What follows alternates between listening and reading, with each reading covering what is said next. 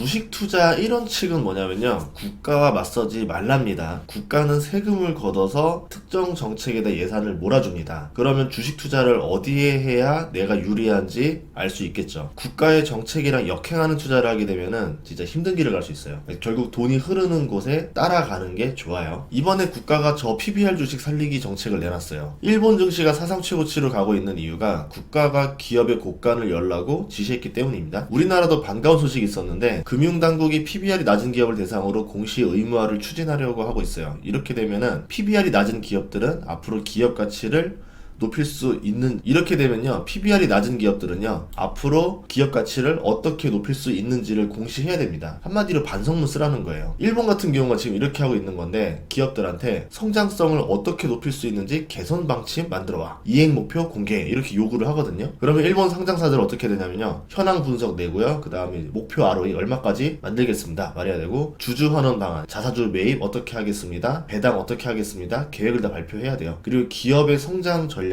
어떻게 하겠다라고 말을 하게 하는 거죠. 이렇게 말해놓고 나서 기업이 이제 목표를 달성 못하면은 신뢰도가 떨어지잖아요. 말한 대로 지켜야 되겠죠. 그러면 결국 기업들의 가이던스가 올라갈 수밖에 없습니다. 그리고 자사주 매입할 거고 배당하겠죠. 그러면 ROE도 올라가겠죠. 성장성도 발표하죠. 당연히 주가가 올라갈 수밖에 없었던 거죠. 저는 저 PBR 기업들이 성장성을 가질 수 있도록 정부가 자극을 줘야 된다 생각을 했는데, 이번에 자극은 긍정적인 효과를 낳을 거라 생각하고 있어요. 이따 이유를 설명하겠지만, 주식은 꿈을 먹고 삽니다. 그러니까 성장성이 있어야 주가가 오를 수가 있어요. 성장성 없이 수익성만 좋은 주식들은 어떻게 되느냐, 배당주로는 적당하겠죠. 그런데 주가가 오르기가 어려워요. 그러니까 결국 주가 상승은 성장성과 연관이 있다. 배당이 성장하든 이익이 성장하든 성장을 시켜야 됩니다. 그래서 자사주 매입을 하면은 기업의 매출은 증가 안 해도 순이익이 성장하기 때문에 주가가 올라가거든요. 그런 면을 봤을 때 저 PBR 주들은 어떻게 되느냐, 공시 의무를 줘서 저 PBR 회사들 반성문을 쓰게 한다는 정책이거든요. 그럼 빨리 PBR 한 배를 벗어나는 게 기업들한테 유리합니다. 여기에 대한 방법이 있죠. 저 PBR 기업이 된 이유는 크게 두 가지가 있는데요.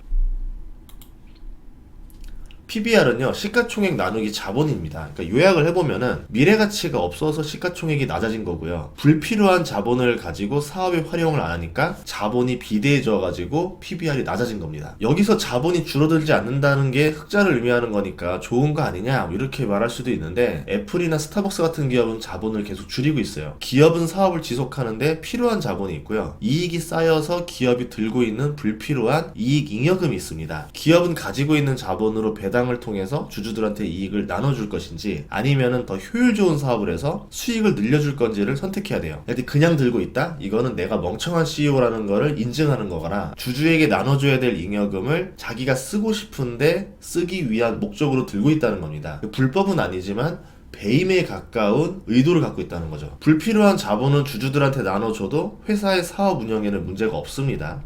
예를 들어서 스타벅스 자본 총계는 마이너스예요. 그럼에도 배당과 자사주 매입을 하고 있어요. 그럴 수 있는 이유가 부채로 잡힌 게 실제로 돈이 나가는 부채가 아닙니다. 스타벅스 사업 구조는요, 부동산을 임차해서 쓰고 직원들 월급, 원두 가격, 이런 것들이 들어가는 사업이잖아요. 비용이 막 엄청 크지 않습니다. 부동산을 사야 되는 다른 프랜차이즈와 다르게 자본을 별로 갖고 있지 않아도 사업을 운영하는데 문제가 없다는 거죠. 그리고 계속 현금이 들어오고 있기 때문에 자본의 대부분을 배당과 자사주 매입에 쓸 수 있는 겁니다.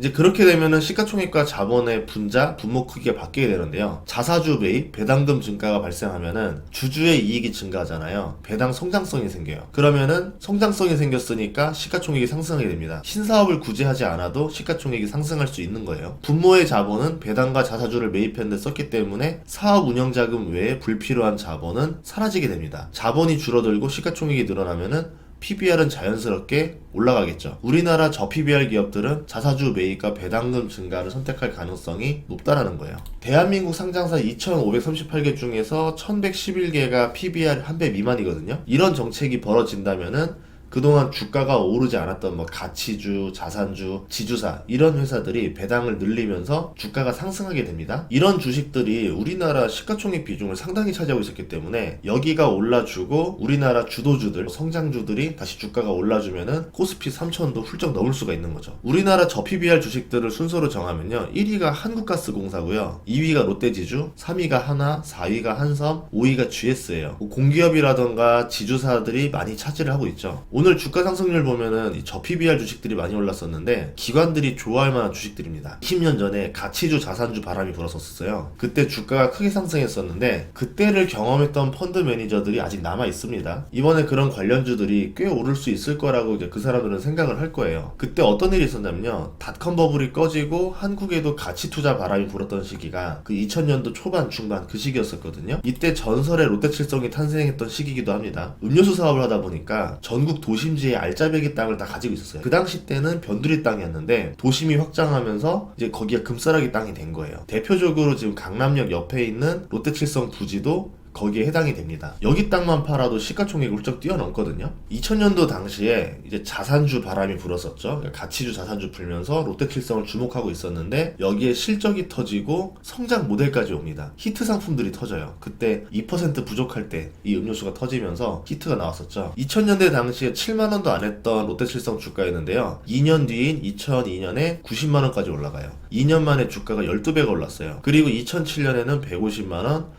2015년에는 300만원으로 올라가죠. 나중에는 이제 액면 분할을 해서 주가가 많이 내려왔는데 그때는 뭐 따라올 수 없는 언터처블 황제주였었죠. 이번에 땅이 많은 자산주들도 잘 지켜봐야 될 것 같아요. 이제 건물이랑 땅을 매각해서 주주 가치를 부양할 수도 있을 겁니다. 보통 저PBR 회사들 오너들 특징이 짠물 경영 많이 하거든요. 그리고 공격적인 투자라던가 신사업 진출을 잘 안 하려고 해요. 또 자녀에게 상속을 해야 되는 시기이기 때문에 주가가 안 오르길 원하기도 해요. 그런 점에서 상속이 아직 이루어지지 않은 저PBR 기업들은 조금 기대감을 낮춰야 될 것 같고, 상속이 끝난 회사들은 상속세를 마련해야 되니까 배당금을 늘려주겠죠. 그리고 선대와 다르게 신사업을 통해서 본인의 능력을 인정받고 싶어 해요. 그런 점에서 상속이 끝난 저PBR 회사를 잘 지켜보던가, 아니면 배당도 잘 주는데 퍼도 낮고 매출이 계속 늘어나고 PBR 낮고 여기서 PBR 더 올리라고 압박을 주면은 주주 환원 더 해야 되니까 배당금 더 늘릴 만한 업종이 은행주거든요. 그래서 은행주 주가가 많이 올랐던 것도